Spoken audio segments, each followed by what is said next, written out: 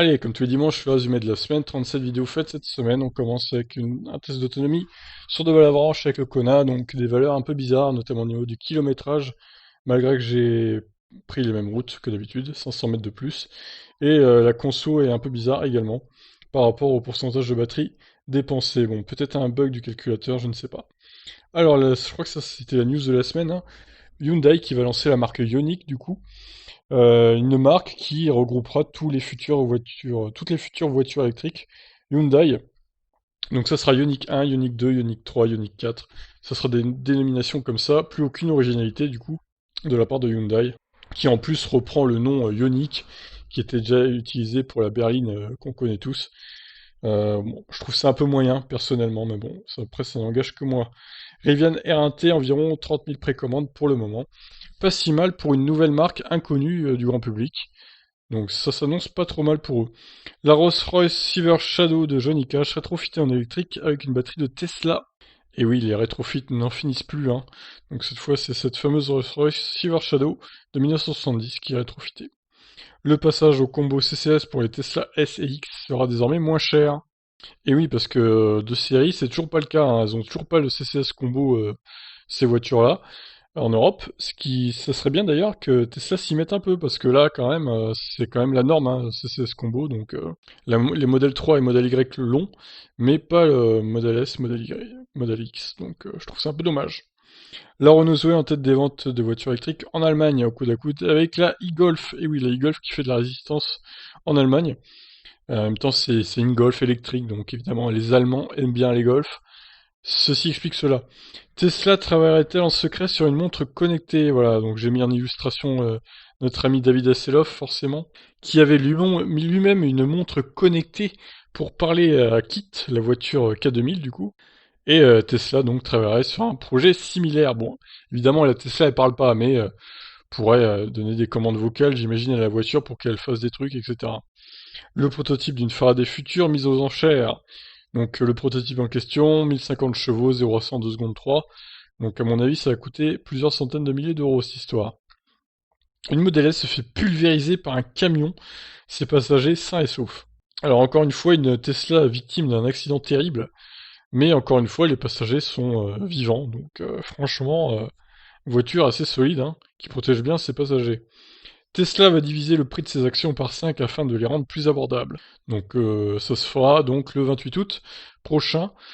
Donc une action qui vaudra 1500 $, bah, vous pourrez la toucher à 300 $ et vous aurez comme ça 5 actions. De quoi permettre d'investir plus dans Tesla. Une route talisman électrique pour concurrencer Tesla en Europe. Alors vous avez été beaucoup à commenter cette news là. Donc ouais, pourquoi pas. Après, faut juste que Renault mette le paquet sur la batterie, qu'ils nous sortent pas une batterie de 50 kWh pour une berline routière, hein. Il faudra au moins 75 kWh, voire 80, je pense. Et un système de charge rapide digne de ce nom. C'est pas avec la 50 kW de la Zoé qu'on va aller très loin, hein. Donc voilà, à suivre.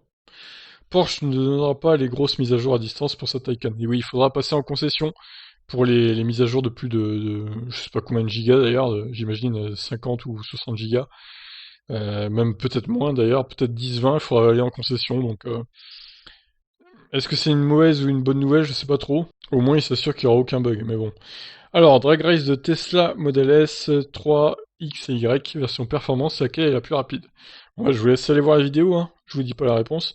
La Lucid Air obtient une autonomie EPA de plus de 800 km. On va voir plus tard que c'est un peu moins que ça en réel. Pourquoi Hyundai a dû changer le nom de son Kona au Portugal? Alors ça, je vous invite à aller voir la vidéo, parce que certains d'entre vous devaient être au courant, parce que c'est une news qui date de 2017 quand même, donc ça date. Mais c'était bon de le rappeler, hein, pour ceux qui ne savaient pas. La Model 3 est la première voiture électrique à remporter le rallye Targa Southwest en Australie. Elle s'est d'ailleurs rechargée avec un Kona possédant un espèce de générateur mobile. Donc je sais pas comment ils ont créé ça. Et en plus, le générateur a l'air d'être branché à la batterie du Kona, donc c'est une superbe trouvaille ça pour le coup. Hyundai nous en dit plus sur sa future marque centrée sur les VE Ioniq. Donc il nous annonce dans cet article notamment que la Hyundai Ioniq persistera. Elle continuera de vivre malgré cette marque à part entière Ioniq. C'est vraiment un bordel sans nom, hein. Franchement, Alors j'ai fait une petite vidéo d'une recharge sous l'orage à Tingebray, c'est une charge rapide en plus. Donc ça pleuvait fort, hein, et la route était à moitié inondée au bout d'un moment. Et bon, j'ai peut-être pris un risque, hein, de charger sous l'orage. Ça s'est bien passé, la charge n'a pas coupé, tout s'est bien passé. Ça charge à 48 kW en pointe sur une borne à 50, c'est très bien. Donc rien à signaler, même si bon, j'aurais peut-être pas dû avec le recul parce que c'est quand même un risque de recharger sous l'orage. Alors KTL veut pouvoir atteindre les 800 km d'autonomie sur une seule charge d'ici 2030. Donc des chimies de batterie différentes à une densité plus élevée, comme beaucoup annoncent en ce moment. Tesla tâte le terrain pour devenir fournisseur d'électricité en Allemagne. Et oui, ça serait le EDF allemand, hein, Tesla du coup, peut-être en France un jour. Alors, le e-Busseed Electric Bronze, le minibus électrique aux caractéristiques mensonger. Et oui, il nous annonce évidemment 800 km d'autonomie avec 30 kWh de batterie. Donc, à moins que le véhicule en question ne pèse que 700 ou 800 kg, je pense pas que ce soit trop possible, hein, honnêtement. Et même avec 700 kg, ça me paraît compliqué quand même, vu l'aéro du truc. Bref, on nous ment avec ce véhicule, et on nous prend un peu pour des cons. Hyperion XP1, une hypercar d'hydrogène avec 1600 km d'autonomie, 1000 chevaux aussi sous le capot. Donc là, on part sur plusieurs millions d'euros, je pense. Skoda Enyaq 4, enfin non, pas 4 justement, IV, quelle manie ça de dire 4. Mais en même temps, c'est bizarre la dénomination IV là, pourquoi mettre ça? Ils peuvent pas mettre un EV tout simplement. Donc ils ont révélé deux photos du véhicule, une de photos où on voit l'avant et une photo où on voit l'arrière. Et donc on continue avec les Waze U5, les prix allemands révélés, des prix corrects mais pas révolutionnaires, hein, pour ce SUV chinois, qui au final n'a pas l'air très efficient, avec une batterie de 63 kWh qui n'a que 400 km d'autonomie. C'est moins bien que les Coréens. Donc Lucid prépare un SUV électrique en plus de sa berline, donc on en saura peut-être plus le 9 septembre. Les groupes PSA et FCA veulent également passer en Android Automotive OS. Donc toutes les voitures du groupe Stellantis, donc PSA et FCA, et le groupe Geely, enfin ou Geely, auront cet OS embarqué dans la voiture. Alors, petite actu concernant Hyundai qui a fait un test d'autonomie avec 3 Kona électriques. Ils ont dépassé les 1000 km avec les 3, sur circuit, hein, évidemment, je précise. Et puis à 30 km/h au régulateur. Bon, vous me direz, ça n'a aucun sens de faire ça parce que c'est pas dans la vie de tous les jours qu'on va faire ça, c'est vrai, c'est vrai. Mais bon, pour la forme, ils ont réussi à dépasser les 1000 km avec 64 kWh de batterie, donc ça fait moins de 6,4 kWh au 100 de conso, et c'est beau quand même. Un nouveau bilan de sécurité avec l'autopilote activé chez Tesla, donc c'est toujours bon, hein, c'est toujours très bon. Je vous laisse aller voir les chiffres. J'ai fait les annonces, comme d'habitude, le samedi. Pas mal de Model 3 cette semaine. Alors, quelles sont les voitures électriques les plus adaptées pour transporter des enfants? Carton rouge pour la Leaf 2, la Taycan et le Kona. Le Kona, ça m'étonne pas, hein, c'est un petit véhicule pas très grand à l'arrière. Donc, me foutre 3 sièges à l'arrière, c'était pas possible. Ça, on s'en doutait. La Leaf 2, un peu plus surpris parce qu'elle est quand même plus grosse.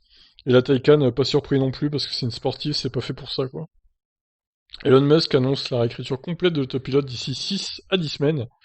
Donc maximum début novembre, on devra avoir un nouvel autopilote, nouvelle génération, avec sûrement une augmentation des prix également. Test d'autonomie entre la Lucid Air, la Model S et la Porsche Taycan. Donc voilà, c'est ce que je vous disais.